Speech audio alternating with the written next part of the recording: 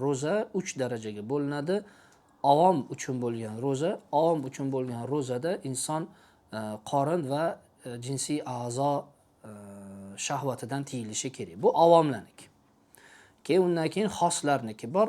Xos bo'lganlar butun a'zoni butun a'zolar bilan gunoh qilishdan nima qilish kerak bo'ladi? Tiyilishi kerak bo'ladi. Qo'li bilan bo'lsin, tili bilan bo'lsin, oyog'i bilan bo'lsin, ko'zi bilan bo'lsin, qulog'i bilan bo'lsin, gunohlardan tiyilishi bu xoslarniki. Keyin xoslarning xosi bor. Tushunarlimi? Xoslar ichidan xoslarning ro'zasi bor. Bu qalbini razil fikrlardan, dunyoviy maqsadlarni o'ylashdan, mashg'ul bo'lishdan tiyishdir. Qalbini ham. Tushunarlimi? Bu eng xoslarning xosini ro'zasi hisoblanadi. Bu endi muqarrab bandalarga. U muqarrab bandalar mabodo xoslarning xosi avomlarni ro'zasidagi ro'za tutsa, ularning ro'zasi maqbul emas. Tushunarlimi? O'shaning uchun ham nima deydi? Hasanatul abror, sayyiatul muqarrabin deb aytadi.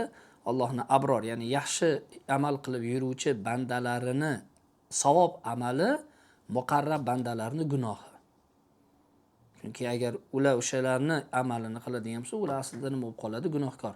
Xoslarning xosi bo'lgan odam, misol uchun valiylik darajasiga chiqqan odam oddiy avom xalqqa o'xshab faqatgina yemay, ichmay, jimo qilmay ro'za tutadigan bo'lsa, ammo qalbi dunyoviy maqsadlar bilan mashg'ul bo'lsa, u odam ro'zasi buzilgan hisoblanadi. Chunki uni darajasiga bu yarashmaydi.